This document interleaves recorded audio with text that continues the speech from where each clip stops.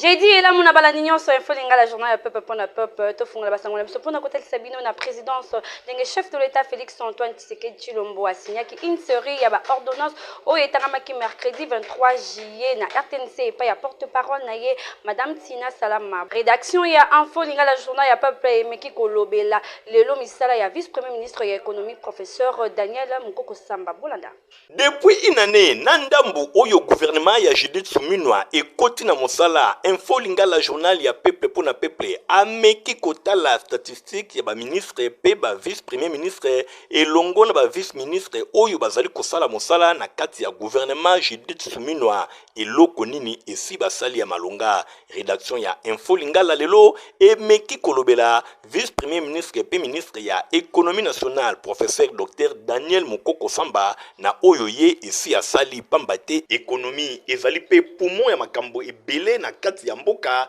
ndenge ezali dirigé ministère Oyo epai ya professeur Daniel Mukoko Samba depuis akomi vice premier ministre pe ministre ya économie nationale makambo ya ndenge na ndenge ezali kosalema ya kitoko pe ya malonga Oyo lelo économie ya mboka na biso ekomi bongo stable gouvernement na nzela ya ministère ya économie azwi ba mesure ya ndenge na ndenge po na kostabiliser valeur ya franc congolais lelo professeur docteur Daniel Mukoko Samba a beti loboko na mesa boye taux d'échange 2800 francs congolais pour na 1 dollar pe 2860 francs congolais bisika mususu ya mibale a stabiliser taux ya inflation grâce na ba effort oyo esalemi na gestion moko optimale ya finance publique oyo ezali ko enregistrer chute ya taux ya inflation eleki bongo na 20% oyo ezalaki na juin 2024. Yami Balé pour réduire et pour stabiliser durant une très longue période,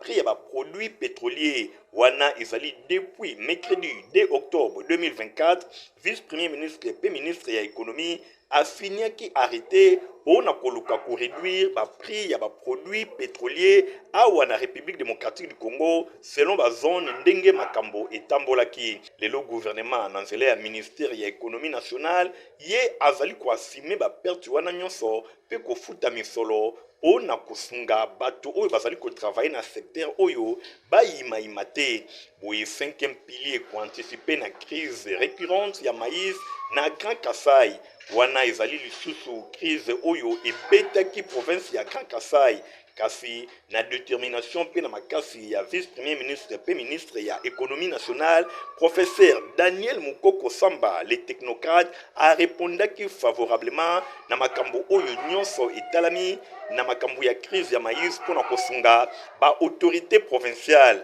boya motoba ko redynamiser pe ko digitaliser ba service ya ba contrôle ya ba prix abimisi finalement bulletin mensuel officiel ya ba prix nyonso wana atie application oyo bazali ko benga talo dispositif moko digital on a permettre na temps réel koyeba évolution ya ba prix na marché 7e pilier ezali bongo pour réduire ba prix ya ba bien ya première nécessité depuis décembre 2024 ba bien ebele à consommation et monaki prix na yango kokita mesure oyo ezalaki lokola na conséquence augmentation ya makambo ebele ebo ya masolo ya ba ménage awa na République démocratique du Congo wana ezalaki engagement ya chef de l'État Félix Antoine Tshisekedi Tshilombo ba résultat na yango emonani grâce na perspicacité ya vice-premier ministre et ministre de l'économie Daniel Mukoko Samba na ba mesure oyo ezalaki adopté na niveau ya gouvernement boye 8e pilier ezali ko résilier économie congolaise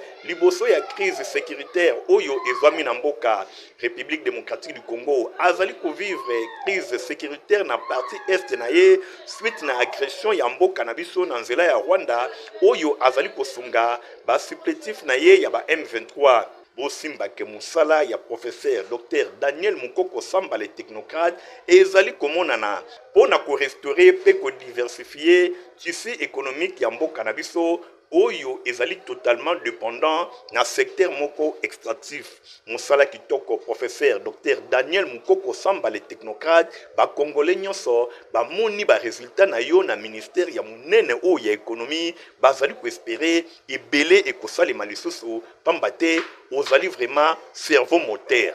Président de la Commission électorale nationale indépendante Sénina Mokuse Denise Kadima Kazadi asolola kina madame Angèle Samira ambassadeur ya royaume ya Pays-Bas oyo ayaki koyeba évolution ya processus électoral na RDC. Stéphane Skande Eritima Pindeme.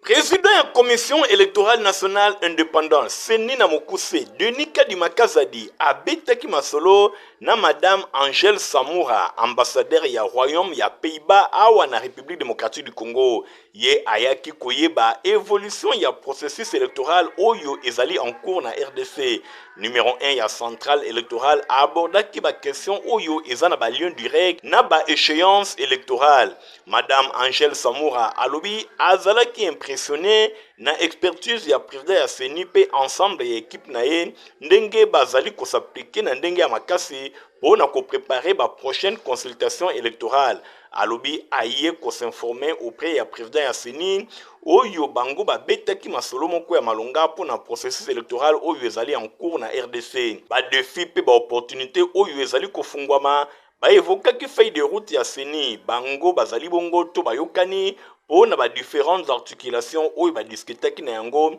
situation budgétaire oyo ezali essentiel pour une organisation pe lisusu ba leçon oyo ya kotirer ya ba précédentes élections pour na ko aborder na ndenge ya malamu ba échéance ezali koya. Alobi azali certes na expertise na matière électorale pe lisusu na ba citoyen nyonso azali observer oyo ezali koleka pe na intérêt moko ya makasi. Alobi azali impressionné na expertise ya président CENI na équipe na ye bango bakuten déjà na ndenge ebele kasi ezalaki première fois ayeba na koyamba ye na cadre oyo na bureau na ye atalisi ke ezali mbala ya suka te mboka na ye ezali bongo attentif pona oyo ezali koleka na République démocratique du Congo mingi penza ba élection oyo ezelami epai ya peuple congolais ndenge chef ya mission diplomatique ya Pays-Bas atalisaki. Na culture bosimba comme na mboka no ela Tampa a organisé kermesse monene babengi festival Tampa oyo efongwamaki déjà na terrain municipal ya Bandal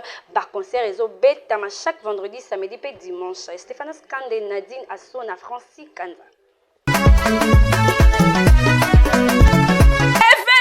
Événement tolobi na bino oyo ezali ya solo événement yoka festival Tempo première édition ya mwana mboka la patrona Noela Tempo mwana ya poto ya Tongo elongo na Eliki Tenge babengisi bana nyonso ya Kinshasa boya ko vibre bisengo ya Kinshasa na kermesse oyo batie na disposition na bino pendant ba période ya vacances. La patrona Tempo alobi toye bisabino na litoike bisengo ya Kinshasa eza ba côté oyo plus de 195 stands na Pointe Kolia Komela tomoni bongo bamaboke bantaba bangando bankoba bangombe bangulu pe banguma ya mosaka et bongo la musique baza na catégorie nyonso chaque vendredi samedi pe dimanche ndule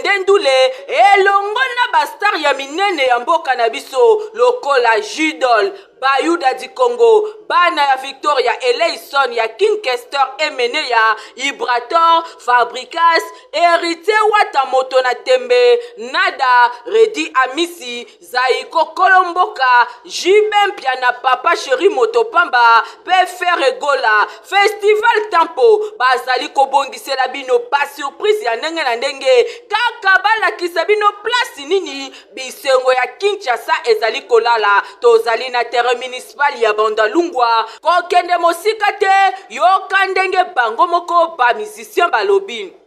ouais bana Kinshasa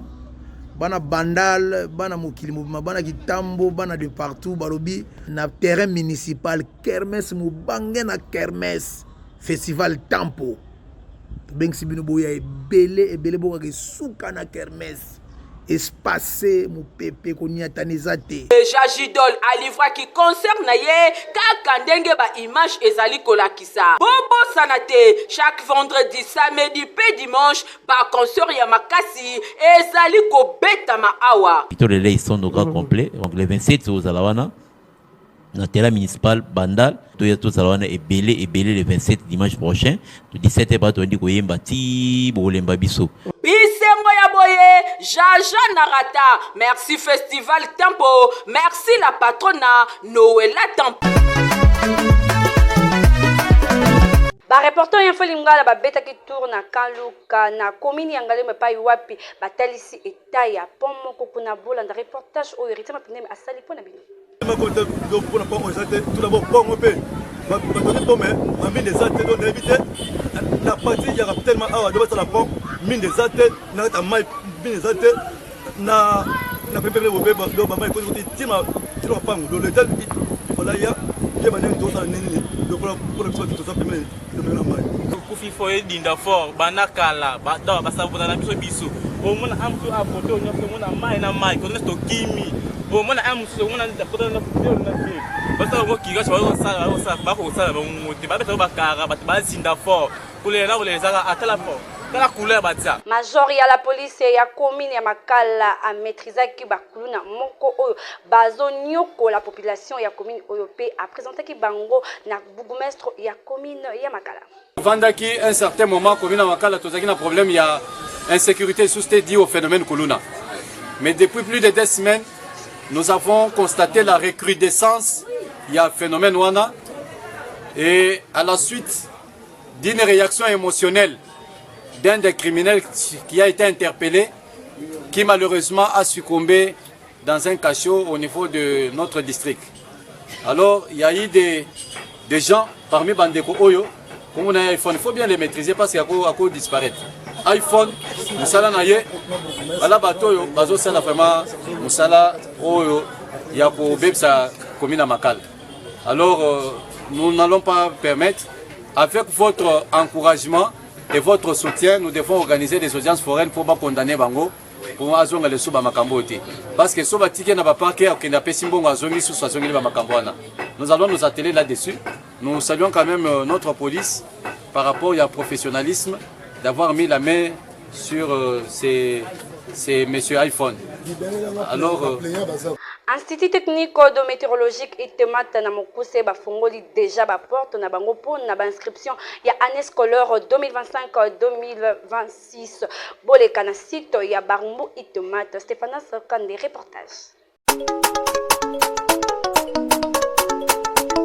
Pour assurer éducation ya mwana ne garantir malonga moboti nyonso alengelaka yokelaka lokoyo Institut technique de météorologie aviation et télécommunication itemat ndolo na mokuse afongoli porte na ba inscription oyo eza kosalema ofele veut dire gratuite pour l'année scolaire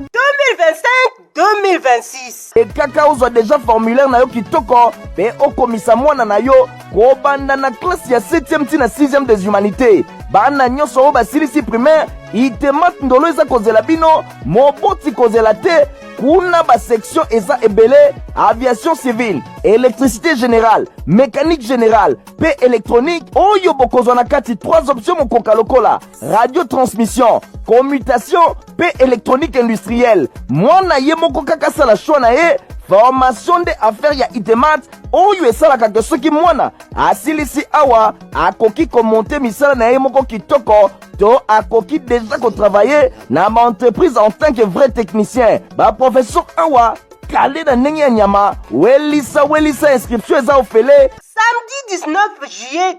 2025 à partir ya ngonga ya 7h. Premier test d'admission Pe deuxième test ekosalema samedi 23 août 2025 kaka na ngonga ya 7h. okanisi esili tintin itemat ekanisi bino bato oyo bolingaka kokubisa formation pratique na technique osilisa na yo déjà classe kala kasi olingi renforcer pratique na yo kitoko batieli bino centre de formation à courte durée na badomaine oyo électricité automobile installation des centres solaires oyekola ndenge nini bainstallaka bapanneau solaire ata oza na baprovince mosika masolo awa eza ya kofungama kitoko koyekola kitoko informatique théorie na pratique nyonso ezali avec balabo na bango moko ekuba na pointe esili te réseau et maintenance électronique awa bokoyekola rebobinage système embarqué vidéosurveillance bacours ya anglais pesa kopesama tango ya koyekola pe okoma utile na société eleki nanu te bolekaka deja na babiro ya itemat ndolo oyo ezwami na kati ya Istandolo, avenue Aérodrome, numéro 3930, quartier Ndolo na commune ya Barumbu. Itemat Ndolo, mfumu ya formation technique.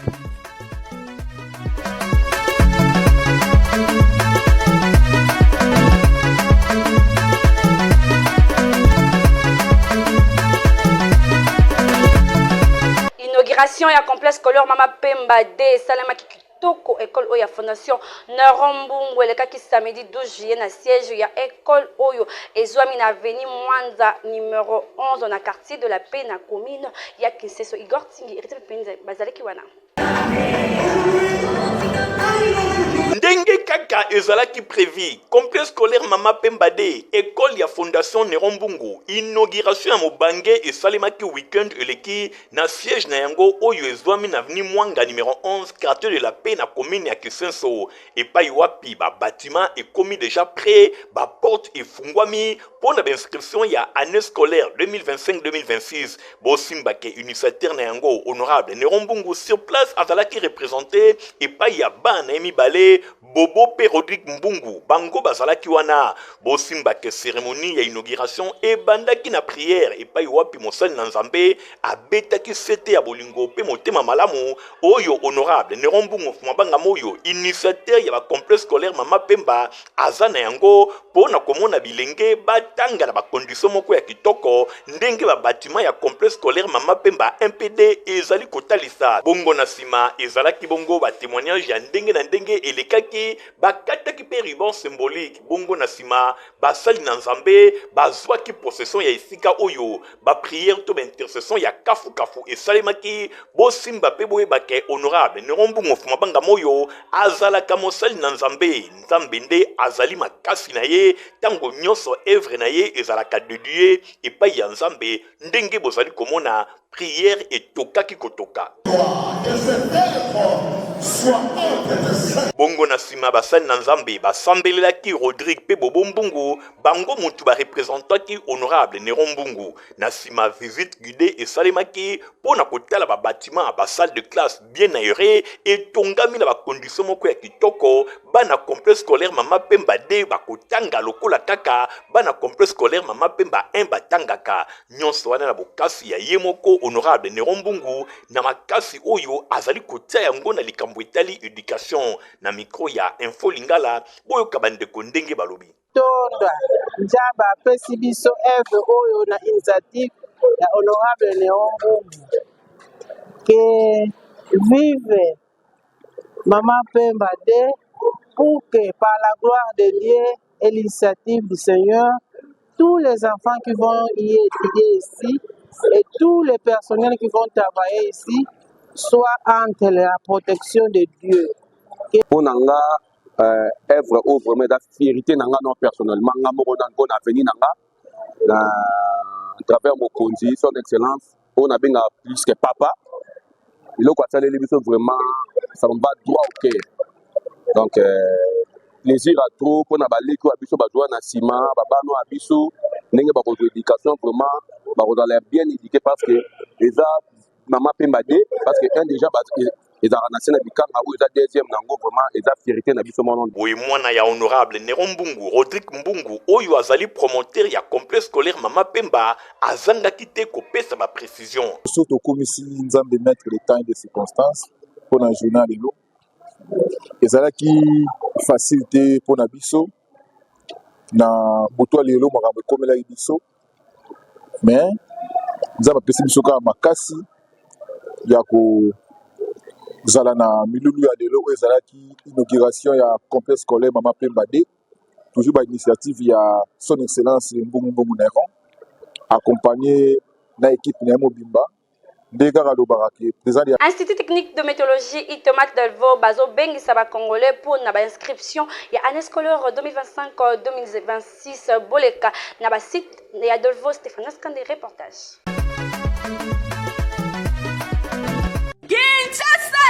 boyo kasangola memeli bino na oyo etali bongo ba formation ekuba na domaine technique ya solo ya ngonde esalaka ke ba benga bana na bino ba ingénieur yoka pona année scolaire 2025 2026. Institut technique de météorologie, aviation et télécommunication, Itemat Binza Ista, na Delfo, na commune Yangalema, bazali ko bengi sabapara nyonso ya Kinshasa, pe ya ba province ya RDC, oyo bana na bango, bazali na ba ambition ya kolanda ba formation na ba domaine technique lokola, aviation civile, mécanique générale, mécanique automobile, électricité générale, construction générale, météorologie et électronique. Oyo na kati na yango bokozwa 3 options: totangi radiotransmission, commutation, bakisa électronique industrielle, cours ya anglais pe informatique ezali na pointe. Po bana na bino bazala ata na susi mokete na mboka ya bapaya. Ba option nyonso oyo totangi boko kuta yango na Itemat Binza na Ngalema. Sango malamu oyo tomemeli bino na 2025-26 ezali ouverture ya section mibale, section commerciale et gestion na section coupe couture. Toyebite na milieu oyo ba jeune mingi balingi kosala msala ya maboko po wana peza technique kotonga eza msala eza avantage ebele. Musala o ezo sala ke surtout pour la base eza musala o eza ke libela otikali na mona maboko. Quand météo avenue Metelstat numéro 1 quartier Congo commune Yangalema bole kaleka na ba bureau na bango pour na ko retirer ba fiche ya ba demande d'inscription pour na année scolaire 2025-2026. mingi pona bana na bino oyo bakomata ba classe ya 7e pe 8e pamba te ba candidature na bango ezalaka conditionné na test ya admission. Premier test d'admission Samedi 19 juillet 2025 à partir ya ngonga ya 7h. Pe deuxième test ekosalema samedi 23 août 2025 kaka na ngonga ya 7h. Bolekaleka na ba bureau na bango pona ko retirer ba fiche ya ba demande d'inscription pona année scolaire 2025-2026. Ano batanga kawa o bakosilisa wa bokoki komona bango ebele sur le marché. Tango ba aussi sa classe na bango na domaine nyonso. Azana makoki ya ye moko kosala musala o ya ye koliawa a créer entreprise na ye pe azan apte ya kokende pe koluka esika musala esika mosusu pe bazwa ye penza parce que bazwi formation oyo ekoki penza mpona bango. Yango na bengi bino boya ebele boya non seulement mpona kowela komi komisa mais nalingi bokoma nanu avant botala ekole yango bovisite balaboratoire bovisite baatelier na biso mpe nsima nango ekopesa yo posta ya koya.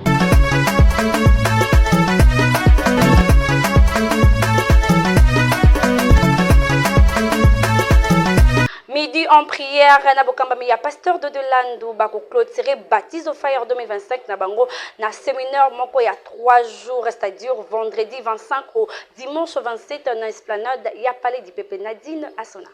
Kele o bana na nzambe mbote boyoka sikoyo sango malamu oyo na memeli bino midi en prière na bokambemi ya pasteur de Landu babengisi bana na nzambe nyonso na 21 jours de jeûne et prière oyo babengi yango Baptise au fire 2025. Epai wapi ekobanda lundi 7 au dimanche 27 juillet bana na nzambe bobenga mibino nyonso na moment kitoko oyo ya mabondeli epai wapi ekopesa nzela na basali na nzambe ya nguya oyo bakodefile mpona kote ya liloba na bomoi tokozala bongo na apôtre Roland Dalo, prophète Joe Grace Mwenze, pasteur Laure Lombo, pasteur Roy Bondo, pasteur Parfait Mavungu, apôtre Narcisse Magila, pasteur Annie Kondo, pasteur Henri Papa Moulaja, pasteur Vicky Yomba, pe oti ya Milulu, pasteur Dede Landu,